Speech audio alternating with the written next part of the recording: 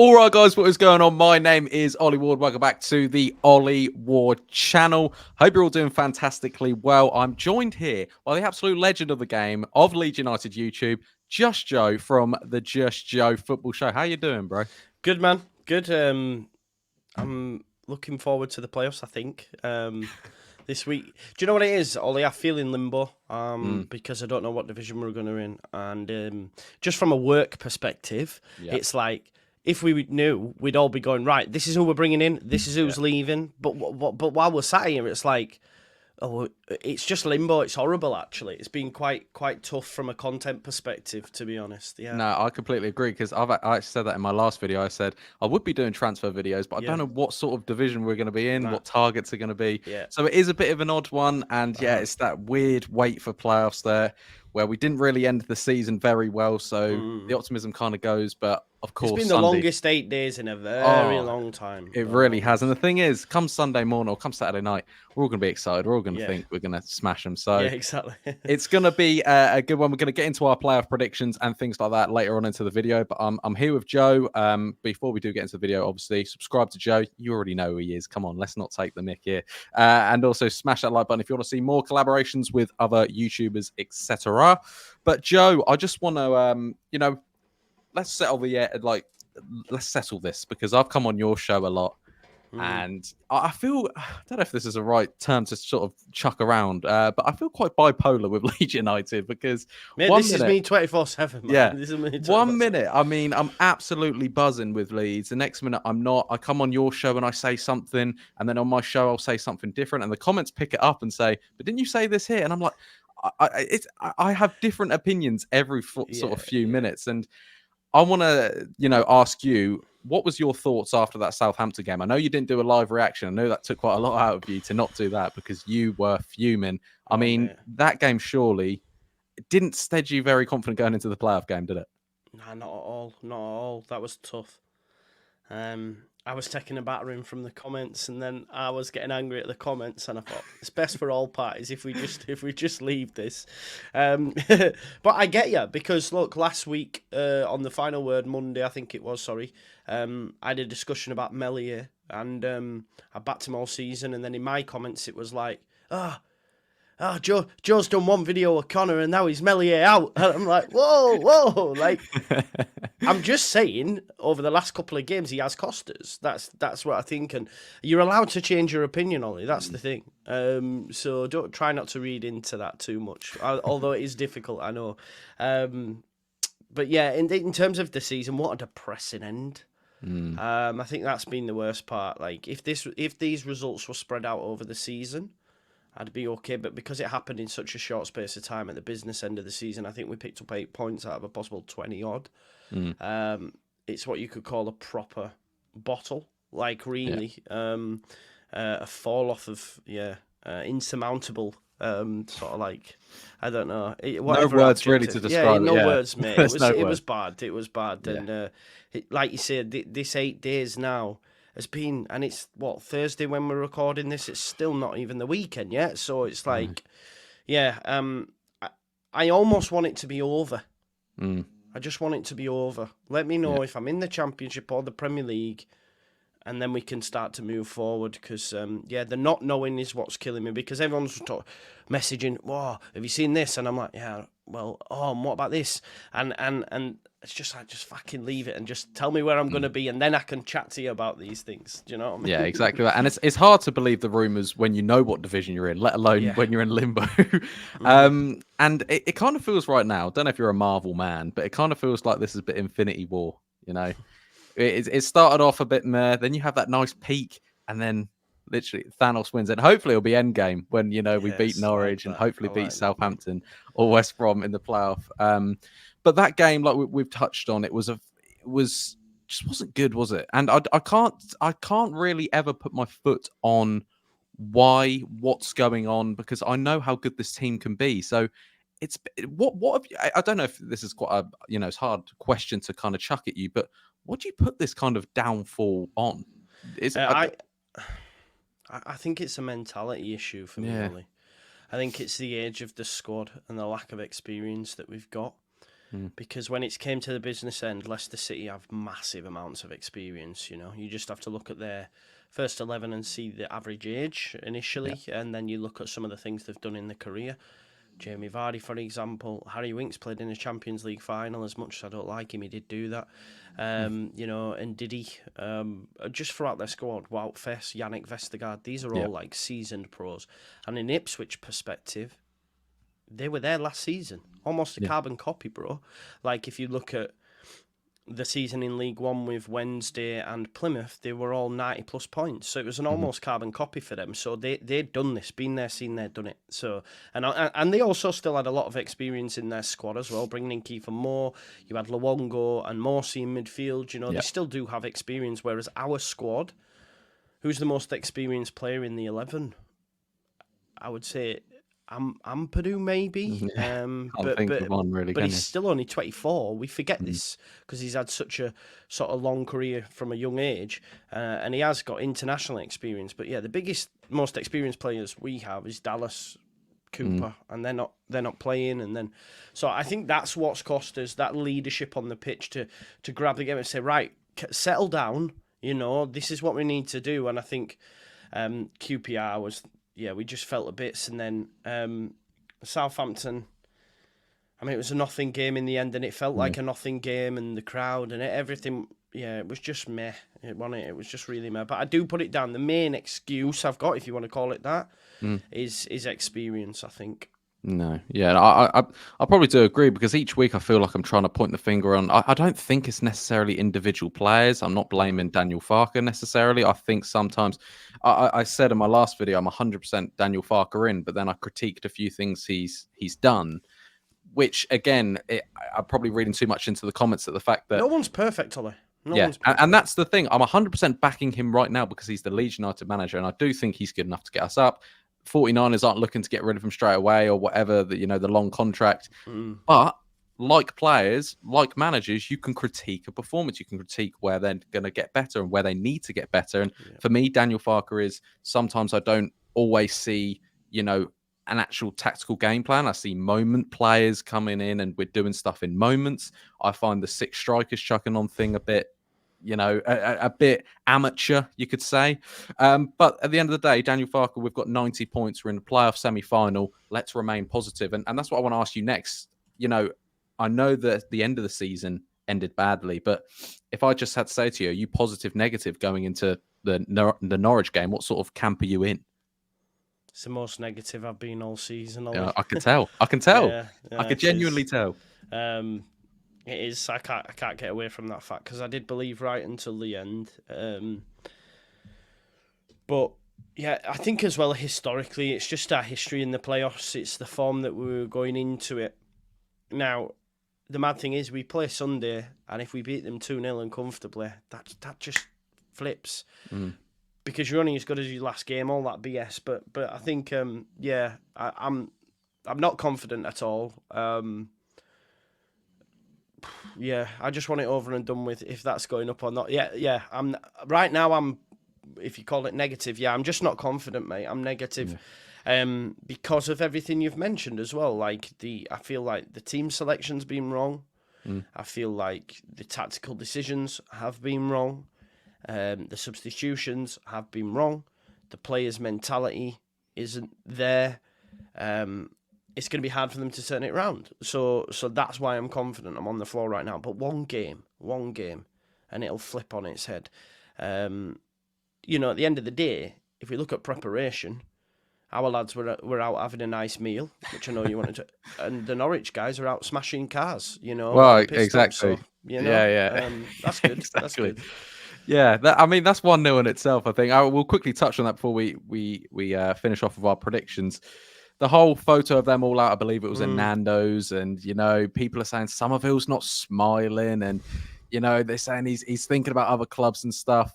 Pathetic, right? And it's I know we're in the same camp with this, because the thing is, but we've done the same sort of thing with Rafinha. We've done the same thing where he was literally single-handedly keeping us up in the league, and everyone goes, he's thinking about his next club. Somerville, since the whole season. Where would we be without Somerville? We might not even be in a playoff position without Somerville. No. So I think it's very harsh to critique and fault his mentality because he's not smiling in a photo. Like you said, you could be pissed driving into cars, getting arrested like Shane Duffy is. Exactly. And all he's doing is smiling at that. I mean, I think we've got the same sort of. Have you got any other points on that? No, I just like that. I'm the same. I'm the same. I just think it's silly. Like I tweeted it late last night. I couldn't sleep. I woke up this morning to loads of notifications, and when I looked at the notifications, they turned this nice photo into a net negative. And I was like, what the fuck? The first thing I thought, how's that been done? Like, how has that photo, I found it on Facebook.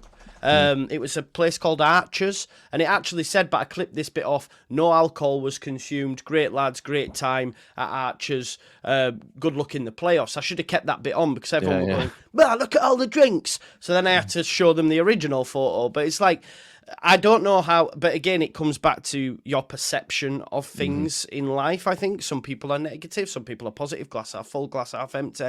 I looked at that photo as great to see. The lads are getting together. They'll be having all sorts of chats, great group, but some people look at it as what they're doing going out. They shouldn't be having a good time. Why is the drinks on the table? He's not smiling. He's too close to him. He's far away from him. And it's just like, have a day off. Yeah, man, at the end of the day.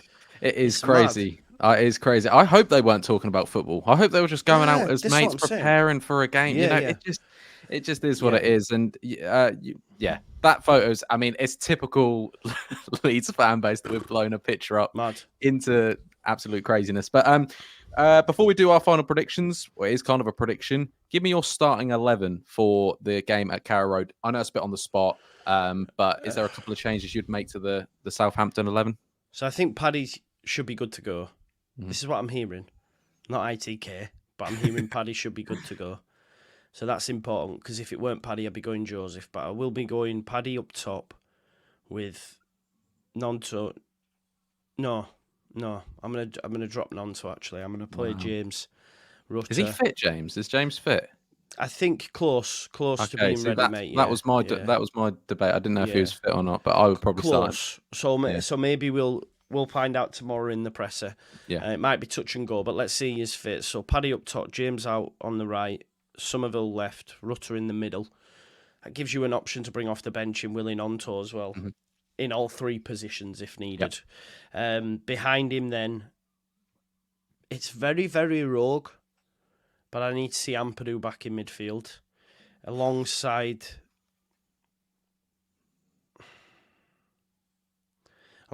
Gray. Which is wild, isn't it? This really is. Yeah, clip this up, eh? Roberts. Now, but by all accounts, Roberts was out last night on that photo, but left early, trying to get fit for the playoffs. So don't read too much into that either, because I know a lot of people say Roberts isn't there. Roberts at right back. Centre-back partnership with Rodon and Cooper, and Fairport left back. And I just feel that, and obviously Mellier in goal, that gives us the opportunity to play Ampadu in midfield. Because we need something new, we need something fresh. It's the playoffs, reset. Let's not keep that same 11. Let's really switch it up and say, okay, right, Captain Coops, this could be your last season. Let's get you back in there. Ampadu in midfield, we're going to get the best out of Ethan. James, start, energy, speed. We've seen as well with his crosses into Pat. We need to start Pat. I want to see Roberts again, experience, being in these situations before. So that's why it's rogue, it's wild, and I can see Cooper, are you mad in your comments now? But I think it's needs must. We need to get Ampadu back in midfield. Do I think he will do them things? Probably not.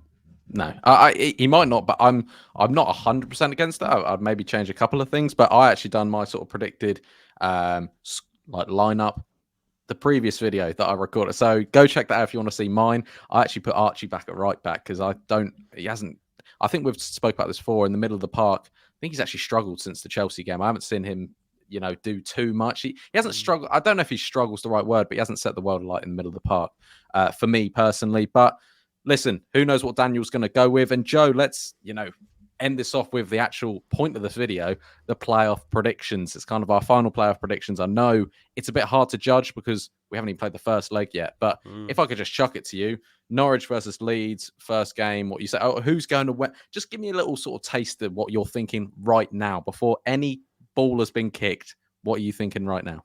I think Southampton win it. Wow. Yeah, that's where I'm at. That's where I'm at. I think Southampton will win the playoffs. Okay. Kyle Walker-Peters, Bednarak, Howard Bellis, Flynn Downs, Smallbone, Shea Adams, Adam Armstrong. I think they're too strong for us, pal. I do. Wow. I think they'll beat West Brom. I think we'll struggle over 2 legs against Norwich. And again, this is coming from a standpoint of I'm unconfident right now. That could change. Yeah. Obviously, we got Corrie Road. We beat them 1-0, 2-0 draw. I might have a different feel. But right now, the mad thing is, I would fancy us more at Wembley than I do over 2 legs, which is wild because you've got 2 bites of the cherry. One of them you're playing at Ellen Road. But I just think, Southampton win the lot. Leeds, if we do get there, who knows? But I just can't. This is not a Just Joe we have seen all season. Because it's the playoffs, bro. I'm scared. I'm scared. And also, we know that sometimes 1-2 goals isn't good enough. No. We can win the first game 1-0 at Carrow Road, but it could all fall apart as it did a few years ago against Frank Lampard's. At the end of the day, bro, right? First team to be top at Christmas in the Championship, not get promoted, yeah? First team to win the second leg, at Derby, not go on to progress. First team to get over 90 points and not be in the top 2, Leeds United, right? Also now, Sky Sports have done like a thing to say 70%, 70% success rate that third place goes up in the playoffs. Leeds United book that trend. We are the trend bookers. Do you know what I mean? This is Leeds. So I just think, I think we'll struggle, mate. I'm hoping this Norwich camp might have a few issues with the Duffy shit and that, and then hopefully our lads. I can't wait actually, because if we do beat them, I'm going to tweet them. I'm going to put them 2 pictures side by side and say, okay, those that were angry at them going for a meal, take your medicine and be quiet, please. Get that in your drafts all ready to go. The thing is, I feel like my positivity is coming because I've gone through so much negativity. I'm kind of coming out the other side going, let's just try and do something. I think it's false belief at the moment because what I watched against Southampton, I was not confident at all. After that game, I was like, oh my God, this is going to be a long few weeks.